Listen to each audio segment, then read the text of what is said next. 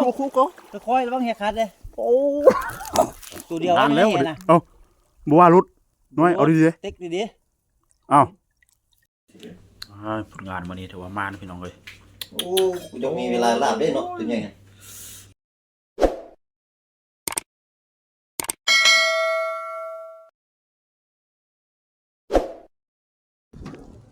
สบายดีพี่น้องปายมันทุกคนเนาะวันนี้ก็สิพาพี่น้องไปหวานแหทอดแหพี่น้องเลยวันนี้มานำกัน3 คนจังไหนก็รอรุ่นกันเด้อพี่น้องมาสิมานบ่เมื่อวานนี้เขาจะไปได้18 โลพุ่นนะของแห่หมู2 คนไปก่อนละยามแรงพี่น้องฝ่าลม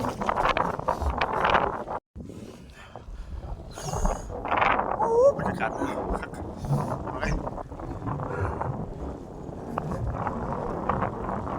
สุดยอดเลยได้ผ่านหน่อยค่อยหนาดินี่เนาะอยู่เกาหลีพี่น้องบรรยากาศยามแรงตอนนี้ก็6 โมงปลายแล้วพาพี่น้องไปควงแห่โอ้มาฮอดแล้วพี่น้องบนควงแห่โอ้ไกลเติบทางมานะ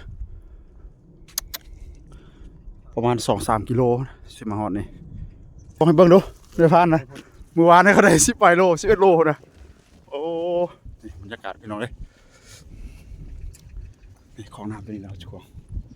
เมื่อวานเขาได้11 โลพี่สันบาทแรกแหกมันลงไหมบาทแรกแหกมันเบิ่งปลาเกาหลีนี่เป็นอะไรสัดไปโอ้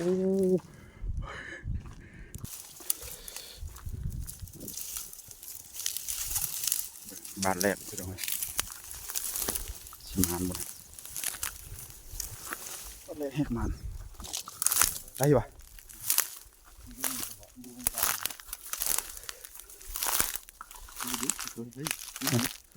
แม่นเลยมาแล้วสินะแม่นบ่เนาะโอ้แห่กระขาดบดแห่แต่งมันก็แนวว่าแห่แต่งยากกว่านี้เขาตัดระบบมัดจะเกาะแม่โอ้เกาะ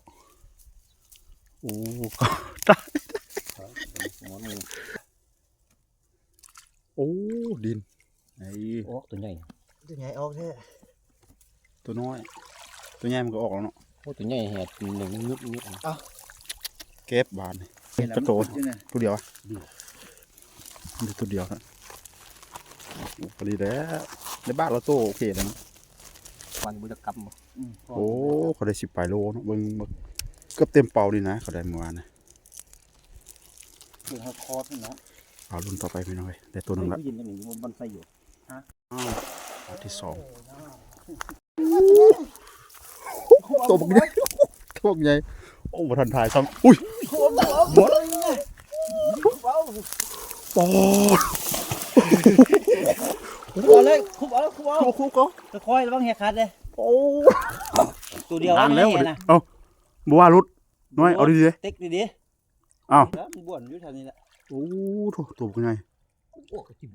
บอกปลามันปลานั่นไม่ต้องไปโยตีก็ได้ตัวเต็กไปรูปไปเราไปเห็นมันไปขอนเราไปนั่นไปเต็กเอามันเลยตัวโล2 โลแล้วพยายามตัวบอกนี่เนี่ยมันทุ่งอยู่นี่นะโอ้ออกแล้วว้าคันบ่ออกมันก็ดิ้นแล้วเมื่อกี้เนาะอ๋อตัวใหญ่เสียดายครับ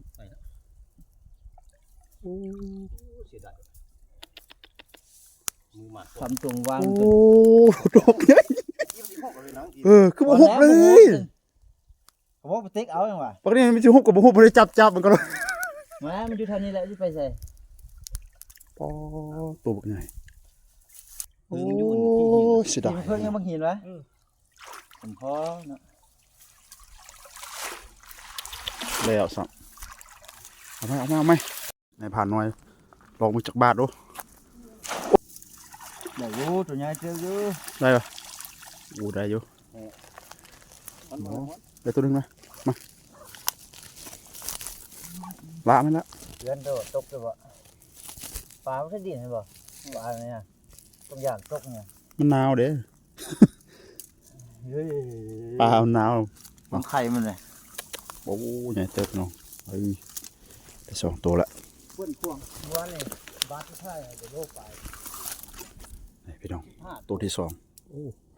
ตัวใหญ่เติบเลยนี่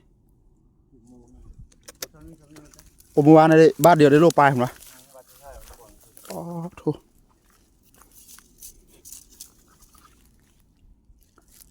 ต่อไปโอ้พอได้อยู่ได้กินพี่น้องเอ้ยพันบกกี่ข้านนะ เมื่อวานว่าสิมาแล้วมากับหูทางน้อยส่วนมาอยู่โอ้มากับชิกมาทางได้เนาะฮอดบ่ฮู้มากฮอดแถวนั้นแล้วได้กลับคือเก่าหนทางบ่ก็หลายชิมาทางใด ข้ามทางด่วนไปมี โทรหากระโทรบ่ได้บ่มีสัญญาณนอกจากอยู่ในเฮาใส่ไฟฟ้าเนาะบ่ได้ใส่เบอร์โทรเว้ย กองเกาะนี่เปิดไปแล้ว ลุ้นต่อไปพี่น้องเอ้ยสองตัวบ่คือเสียดายตัวเมื่อกี้นี่เนาะ เบ็ดเขานะคุณเบ็ดเขาชิมต้นเลย เบ็ดกว่าโอ้เฮามีเหยื่อก็ตึกได้เนาะเบ็ดก็เจ้าป่าเป็นเลย ปลายางเนี่ยเอาเลยนะ เอาเลย กองเลย บุคาบ่ เดี๋ยวมันแล่นไปปลาน่ะ โอ้เห็นสมบ่ เห็นแล้วว่าเงาน้ำเบิ่งเงาน้ำ นั่นน่ะ น้ำบ่ได้ลึก นี่ได้อยู่ดินอยู่แม่นเนาะมันเกาะโอ้วันนี้ได้ตัวหนึงเด้อ่ะบาทละโตเว้ยบาท4-5โตเว้ยเนาะเขียวปลาเขียวเมืองแล้วนะดาวไปดิ มันแรงเริ่มเข้ามา อาจารย์เพิ่นมีควง มันเป็นวางกว้าง โอ้เมื่อวานเขาได้10 โลเนาะได้พวกหลายมาชั่วโมงเดียวครับเจ้าเลิกเวียก5 โมงเนาะค่อยเลิก5 โมงครึ่งเอามาสอกอยู่เฮาบ่เห็นแหละนำมาหูทางเด้โอ้คนแห่บ้านเฮาบ่ วันไป ดับเลย วันเต็ม โอ้ได้เลย กลางเดือนได้แล้วพี่น้องเอ้ยมานอยู่ เข้าผ้าเราเข้านะ เอาหลายๆแล้วนะอาจารย์เอ้ย แห่นั้นเข้าผ้ามันไปอยู่มันก็เปิดรุ่น อาจารย์หาปลา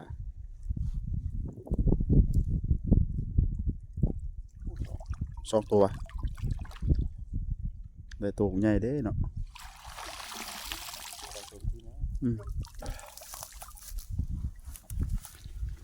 โอ้ยบาทละ2-3 ตัวก็ได้นะน้อย ทำกินลูกปล่อยมันเข้าผ้านะมันที่เก้ามันเอา น้อยว่าไปก่อนนะกว่าสิบอก ตัวใหญ่นะมึงว่าไปก่อนเนาะ ว่าที่โหกขึ้นลอยหน้าน้ำกันหรอก คือว่ามึงได้แล้วเห็นปานนั้น มันหัวดักมันลุ่มมัน ตัวโล2 โลครับ ของเราต้องกิน 2 ตัวโอเคแล้วนะเอาลองมึงดูอาจารย์ล่าดิโอ้คือบดแตกไปอย่างเนาะ ตีนว่างแตกดีแท้ แตกคันแตกเต็มนี่ได้อยู่นี่ ต้องแหวเกาโลบ้านน้อง สับเส้นคนตีนตรง มันหนักวะจักโลนี่มัน10 ปลายโลวะ ประมาณ10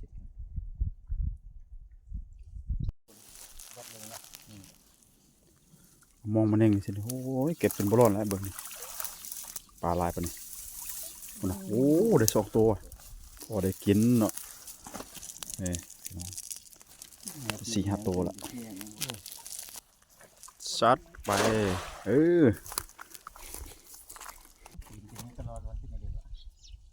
ด้ปะโอ้ได้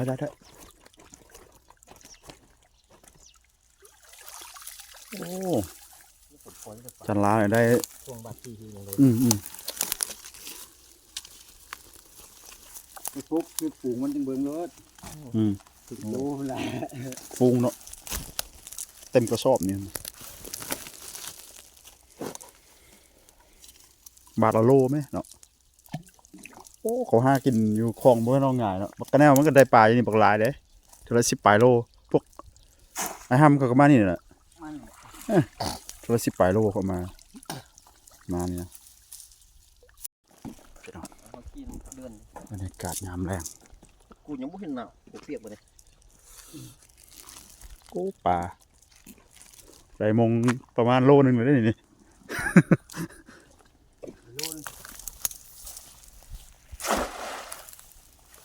จังสิมันจะยุกแบบนี้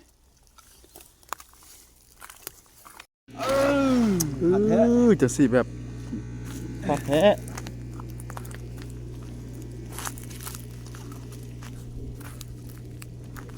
ลองมึงดูโอ้ตับมาโอ้มาแท้แบบนี้นะ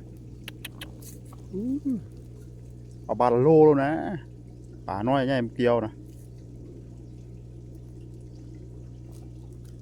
คำเลยเด้นี่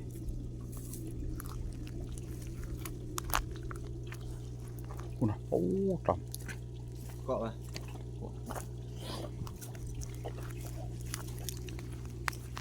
นี่ปลาพี่น้องเลยโอ้บานแท้บานเนี่ยเป็นโลเลยนะน้อย เกาะไปแล้วยังไงลงไปแท้เจ้าลงช้าลงช้าแล้วครับ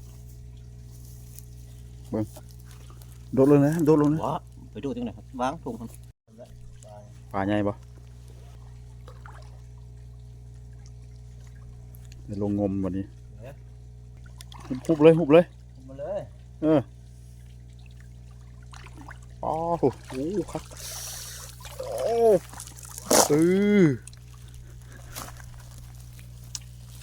มานอยู่เอาจากสี่แต่ละบาทเอาแบบนี้นี่โอ้4-5 บาทก็ได้กลับแล้วนี่ทำมานี่ น้ำ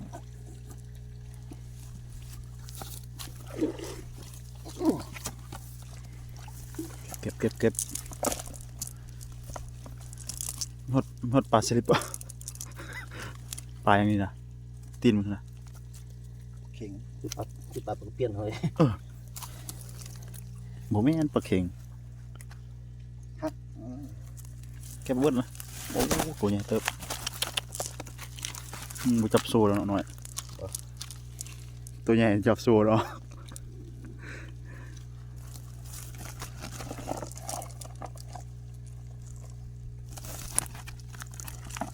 บาทละ4-5 ตัวเชียว เอาว่านแตก 4-5 บาทมันก็เต็มแล้วเด้กระสอบนะนี่ยังตัวนึงวิธีมเลยได้แล้วต้องเก็บเบิดอ่ะ มีควางหนาขึ้นมาเลยสั่งมาจอบมาได้อยู่นี่จะได้อยู่นี่ทางของ แล้วนี่เราก็กลับมา กวางไปขึ้น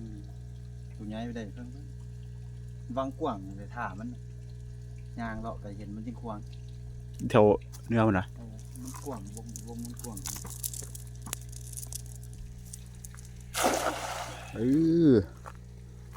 โอ้ ตัวไหน คือปลาใหญ่สนอกโอ้ได้หลายเติบ กี่มัน คันบ่ค่าคอนไม้แห้ง หมูจะนี่แหละ โอ้แบบนี้ก็ได้นะปลาน่ะเนาะ ที่มันคาที่หินก้อนบางใหญ่อยู่ หินไข่หินน้ำนอง คัก คอยลากให้มันแลนเขาเผาเบิร์ดแล้วคอยลากมาปลาเนี่ยมันใส่แห่มันคือมันบานเข้าไปบ่ละปลาปลานองนั่นนี่นะ แม่นสไตล์ที่ปลานอกน่ะนั่นนี่นะน้ำยึงเนาะเป็นของน้ำสิเจอปลาห้วยบ้านเขาไหมมันจะไปอยู่ป่ะใช่ไหม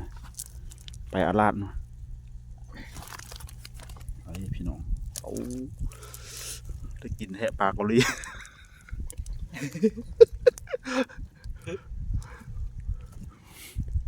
ปลาเกาหลีเด้อพี่น้อง บ้านคุณพวกนี้ไม่ได้คล้องหรอกดับกระโดดแล้ว ดับแต่โดน ไปย่อง หมอสดเลยหมอดูด เปิดบ้านหมอยตัดน้ำนึ่ง เอาไปดับเลยคนลาวเขาเนาะกินนี่พี่น้องโอ้ประมาณ3 โลได้เนาะมาได้บ่ล่ะไปได้3 โลนี่พอได้กินแรงหมดติสูจูจาก2 ขวดแม่เนาะ กูมีเยอะกินเหรอกินหยัง ตัวจุ โอ้มือเห็นเหลียง ไม่จืดโอ้ย เอามือพักกันไหมมือพัก เวียกก็เวียก ตอนแรกเอามื้ออื่นเขาพักกับวันศุกร์เด้ เจ็บเขือบแล้วง่วงนอนลงเขือบก็มีอ่ะ มองคือมันตายแท้ มาว่ามันน่ะ โอ้โคตรทรมานบ่แม่นมื้อนั้นบ่แม่นมื้อเฮาไปกินมื้อนึงก่อนนั้นอีก น้ำบุหมอมัน กลมเก็บมะเขือนะหักแตกออกหักเบิดเสาเลยนะกินข้าวบ่ได้กลมลงนะหัก แตกเงยขึ้นมาบ่มะเขือลายตาโอ้กูตายแท้เบ่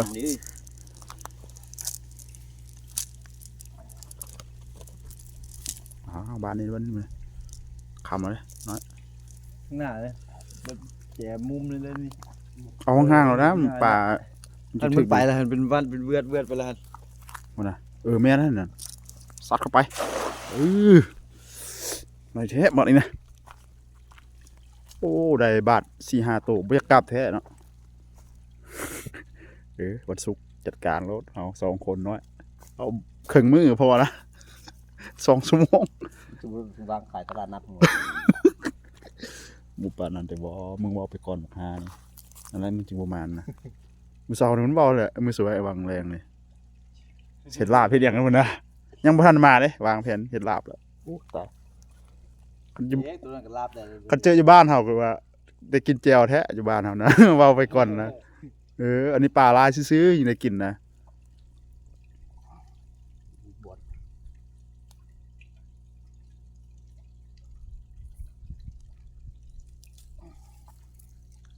บ่เน่งบ่ติงหยังบ่ถึกเด้บ้านนี่ได้บ่น้อยบ่ว่าเกาะอ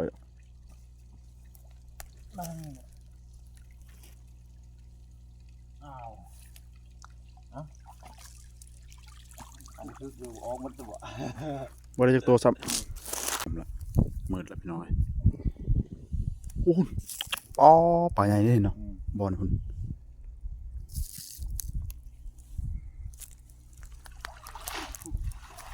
บ่ได้ซ้ำโอ้สิได้กลับได้บ่นี่ คำแล้วบ่ถึกเว้ยหนาวเลยเด้นี่กลับบ่หรือยัง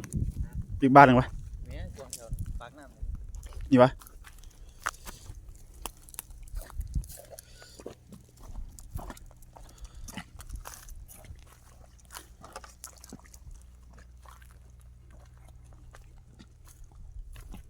ไปดูวางเพิ่งมาบ่วนบอกโอ้แม่นี่ แม่นอยู่แถวนั้น บ่หนาวเลย เอามื้อหน้าก่อนเอามื้อหน้ามันยังมาไหมคำละเอามือผักเวียกก่อนมันสุกแล้วมานะบ่ได้กลับนะน้อยพอละคำละหนาวเด้นี่พี่น้องให้เบิ่งโอ้ป่าพอได้อยู่ได้กินพี่น้องประมาณ3-4 โลแหละนายผ่านน้อยว่าอีกบาทหนึ่งสัตว์ยังบ่ยอม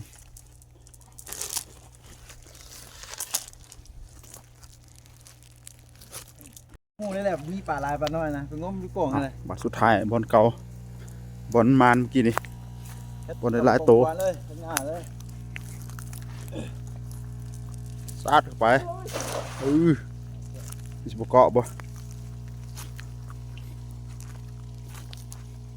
รอขาอีก โอ้ภาษาของเงินเดี๋ยวป้านี่แหละไงก็ได้ ปานนี้ก่อนทุนามาไหมมันคำละ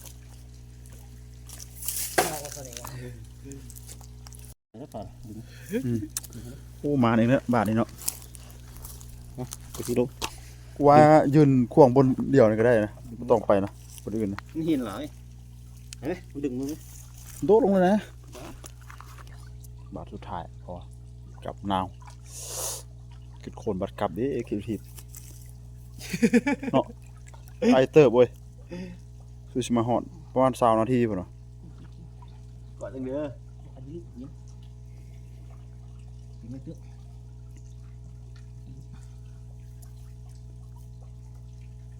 บ่ได้กวายได้ซอยติตัวใหญ่กวายจริงเด้อบ่มีฮอดบางนาวนะเนาะ ป้าเขาลืมยิงมักลายนะ บ่เสียเราจังหน่อยเราไปงมบ่ทางยางกันเด้อบ่เสียนเห็นบ่ โอ้ยอย่าเด้ออย่า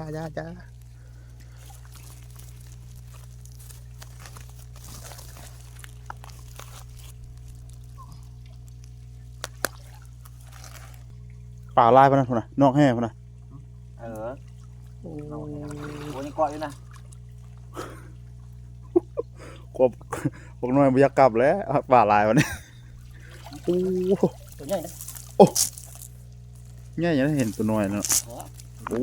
ใหญ่เติบ เห็นไหมเดี๋ยวไปงมบ่ทางยาง โอ้นกแห่นี่นะ ไปเช้าๆมัน จับพี่น้องเลยอ๋อตัวใหญ่เติบ ตอนเว้นมา เอามาฮอดนี่เถอะวะภารกิจของเฮาสำเร็จเสร็จสิ้นพี่น้องโอ้ยมานอยู่ใช่เรารถเฮาน่ะอยู่พุ่นวะอ๋อโถ เอามังนี่ก็ได้